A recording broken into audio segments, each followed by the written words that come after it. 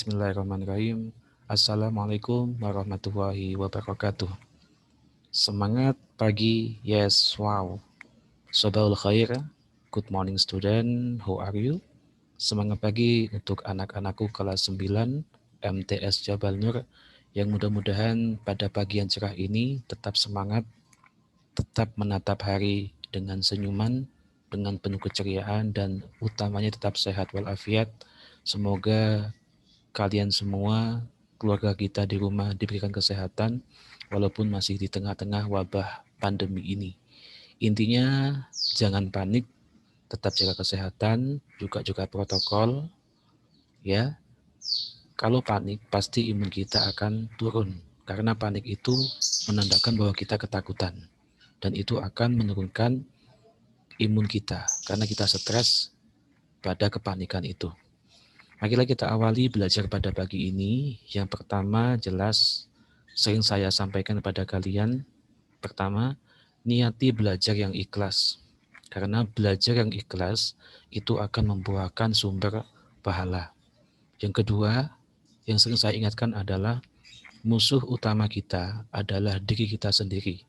Salah satunya adalah selalu menuruti rasa malas, padahal kewajiban kita belajar sebagai murid itu adalah sebuah tanggung jawab kita. Apalagi kalian sudah kelas 9, yang sebentar lagi tidak ada 1 tahun, kalian sudah akan ujian untuk kelulusan kalian pada tahun ini. Marilah kita awali dengan membaca Bismillahirrahmanirrahim. Pada pagi ini, hari Rabu 28 Juli 2021, Pak Wahyu menyampaikan materi yaitu adalah materi pemantapan atau review materi yang selama ini kita pelajari 2 minggu ini, kita review pada pagi ini, supaya tujuannya adalah kalian lebih paham, lebih mengerti apa yang selama ini kita pelajari, yakni pada bab 1 tentang teks laporan rekaman percobaan. Nah, di sini Pak Wahyu akan membagikan sebuah materi pada rekaman video kali ini, yaitu, nah ini sudah kelihatan ya dari HP kalian. Nah, di sini Pak Wahyu akan menyampaikan bahwa teks laporan percobaan ini hampir sama dengan teks prosedur yang pernah kita pelajari pada kelas 8 lalu. Cuma bedanya adalah kalau tes laporan percobaan itu strukturnya sangat lengkap dibandingkan dengan teks prosedur. Teks prosedur itu kan pengertiannya adalah teks yang di dalamnya berisi tentang langkah-langkah cara membuat sesuatu, melakukan sesuatu, dan menggunakan sesuatu. Sama dengan tes laporan percobaan, cuman bedanya strukturnya lebih lengkap. Contoh, kalian sekarang ini sudah pernah mencoba menjadi YouTuber, memiliki channel YouTube, kalian rekaman sendiri dan diedit sendiri bagaimana supaya channel YouTube kamu menjadi bagus. Nah, itu sama dengan prosedur. Berarti kamu bisa membuat bagaimana laporan prosedur cara membuat YouTuber atau membuat channel YouTube. Karena apa? Langkah pertama menjadi seorang ilmuwan adalah harus sering melakukan percobaan, eksperimen. Kan banyak ya di antara kalian ini kelas 9 ada yang sudah jadi YouTuber. Dan banyak yang subscribe, banyak yang like and comment. Nah, itu masuk berarti kamu sudah melakukan sebuah eksperimen. Yang awalnya dulunya kamu belum pernah membuat channel YouTube, tapi kamu bisa membuatnya. Jadi suatu saat mungkin Pak Wahyu akan meminta bagaimana caranya untuk membuat channel YouTube. Mulai dari rekaman kamu, sampai ngedit video kamu, dan sampai bagus sebagus mungkin dilihat oleh semua orang. Kemudian mendokumentasikannya dalam bentuk teks laporan percobaan. Nah itu, jadi mudah sekali ya kita memahami materi pada bab 1 ini. Karena sudah kita lakukan. Contoh lagi kamu misalkan bagaimana prosedur langkah-langkah membuat layang-layang, membuat makanan, kue, itu semua masuk juga dalam teks laporan percobaan dan bisa dibuat laporan seperti itu.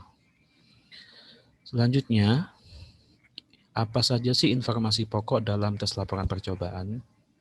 Ya, informasi pokok dalam tes laporan percobaan yang pertama adalah kamu menulis tujuan percobaanmu. Misalkan tujuan percobaanmu membuat channel YouTube, tujuan percobaanmu membuat layang-layang yang bagus, tujuan percobaanmu membuat makanan yang enak, mungkin makanan kue apa yang pernah kamu pelajari. Jadi kamu harus menulis tujuannya dulu dengan bahasa kamu sendiri, dengan bahasa yang baku. Yang kedua, di dalam tes laporan percobaan berisi yaitu alat, bahan, dan alat yang digunakan. Ketika kamu seorang YouTuber, kamu menjadi seorang YouTuber atau membuat channel YouTube, pasti kamu itu punya alat atau bahan untuk bisa rekaman. Contohnya kamu satu punya HP, punya kamera, ya seperti itu. Ya itu adalah bahan dan alat yang digunakan, itu kamu tulis secara lengkap dalam teks laporan percobaan. Yang ketiga, kamu menulis langkah-langkah percobaannya. Seperti tadi contohnya, bagaimana cara membuat channel YouTube yang kamu lakukan, langkah-langkah pertama sampai terakhir itu kamu jelaskan, sehingga lebih jelas bagaimana cara menjadi YouTuber. Contohnya lagi, kamu membuat layang-layang, bagaimana langkah-langkahnya, mencari bambu, bambunya dipotong berapa ukurannya, benangnya berapa, lemnya berapa, itu semua kamu jelaskan dalam langkah-langkah percobaan. Selanjutnya adalah hasil percobaan. Nah, setelah kamu membuat tujuan percobaan, menyebutkan atau melaporkan bahan dan alat yang digunakan, dan kamu menjelaskan langkah-langkahnya, baru kamu menjelaskan hasilnya. Bagaimana hasilnya? Jadi hasilnya kamu membuat dengan kata-katamu sendiri, yaitu hasil menjadi percobaan yang sudah jadi seperti itu. Jadi ini adalah informasi pokok yang ada dalam tes laporan percobaan, yaitu tujuan percobaan, bahan dan alat yang digunakan, yang ketiga langkah-langkah percobaan, yang keempat hasil percobaan. Dan yang kelima itu adalah simpulan. Apa itu simpulan?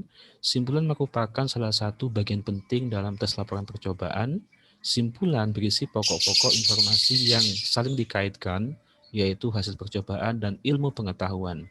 Simpulan dapat ditulis dalam bentuk poin-poin maupun paragraf. Nah, ini simpulan. Jadi kamu menyimpulkan bagaimana membuat YouTube yang baik, bagaimana membuat layang-layang yang baik, itu kamu simpulkan. Dipahami ya di sini ya. Nanti kalau tidak paham, silakan anak-anakku semuanya bisa bertanya. Karena alangkah baiknya kita ini selalu punya rasa ingin tahu tentang ilmu daripada kita selalu ingin tahu tentang orang lain. Ibaratnya jangan sering kepoin orang lain, tapi kepoinlah ilmu. Karena juga selain kamu bisa mengetahui, juga mengandung pahala, karena kita mau mempelajarinya. Oke, selanjutnya struktur teks laporan percobaan, yaitu yang pertama judul. Di dalam judul ini yaitu memperlihatkan fakta jelas, positif, singkat, khas, serta menampilkan kata kunci. Jadi judulnya itu harus jelas. Yang kedua pada tujuan, itu memaparkan latar belakang, rumusan masalah, dan tujuan percobaan secara lengkap. Jadi kamu harus menjelaskan tujuan kamu membuat percobaan itu apa. Yang ketiga, alat dan bahan, yaitu di situ kamu memaparkan atau menjelaskan alat dan bahan serta prosedur kerja percobaan secara detail. Alatnya apa, bahannya apa. Selanjutnya adalah langkah-langkah ya. Langkah-langkah itu jadi kamu menjelaskan langkah-langkahnya. Terakhir itu kamu menjelaskan hasilnya, yaitu dipaparkan secara cermat dan cerdas, dan jelas dengan didasarkan pada kajian teori. Yang terakhir adalah simpulan, yaitu hasil percobaan dipaparkan secara ringkas. Ya, ini jadi adalah struktur laporan percobaan, judul, tujuan, alat dan bahan, langkah-langkah, hasil, simpulan. Ya. Selanjutnya pada materi terakhir kita mempelajari ciri kebahasaan teks laporan percobaan. Jadi semua teks yang kita pelajari dalam bahasa Indonesia ini memiliki ciri kebahasaan yang berbeda, tergantung isi dalam teks itu. Nah, sekarang apa saja ciri kebahasaan tes laporan percobaan? Yang pertama di dalam tes laporan percobaan itu ada namanya kalimat kompleks, yaitu kalimat yang terdiri atas dua struktur atau lebih dengan dua verba atau lebih. Intinya kalimat kompleks itu kalimat yang lengkap. Makanya ketika kamu membuat percobaan, kamu diminta untuk menjelaskan bagaimana langkah-langkahnya secara lengkap. Lengkap itu namanya kompleks. Selanjutnya, di dalam tes laporan percobaan ada kata penghubung. Ada kata penghubung dan, atau, selanjutnya. Misalkan ada kata penghubung tempo, yaitu menyatakan waktu awalnya, setelah itu, kemudian, lalu, akhirnya, itu namanya kata penghubung. Ya. Ada kata rujukan, yaitu kata yang merujuk pada kata lain yang telah diungkapkan sebelumnya. Ya, biasanya itu kata rujukan itu adalah sangat mudah dan banyak kita temui dalam bacaan, meskipun itu bukan bacaan laporan percobaan.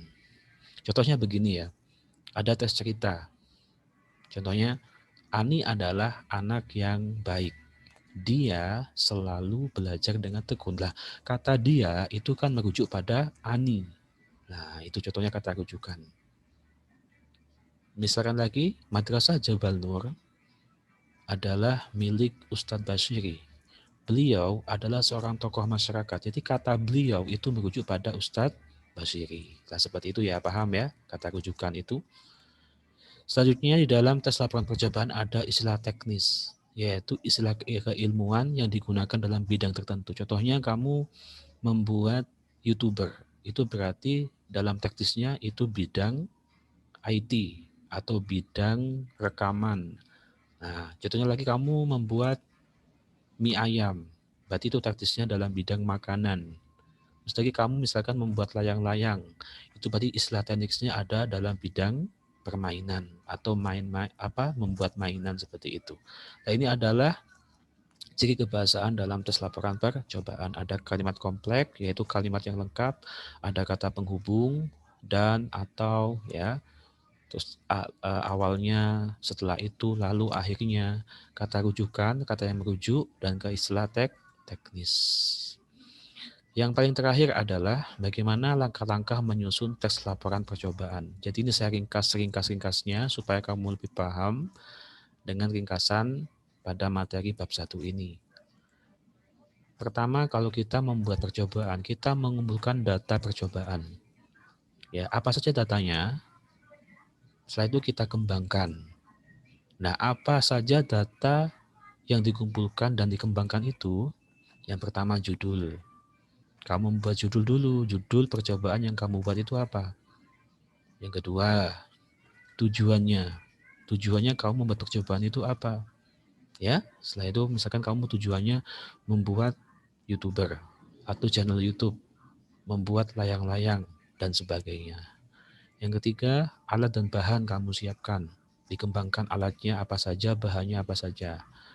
Selanjutnya, langkah-langkah. Jadi langkah-langkahnya bagaimana? Mulai dari awal sampai akhir, sampai hasilnya. Baru terakhir adalah kesimpulan. Jadi ini adalah data-data yang harus kita kumpulkan dan kita kembangkan dalam melakukan tes laporan percobaan, eksperimen ya.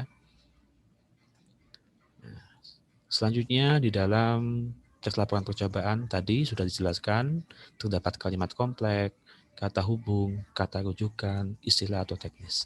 Jadi ini semua adalah review materi, menelaah materi dari awal hingga akhir tentang bab 1 yaitu membahas materi tes laporan percobaan mulai dari definisinya, pengertiannya, sampai strukturnya, sampai juga unsur kebahasaannya dan langkah-langkah cara menyusun tes laporan percobaan.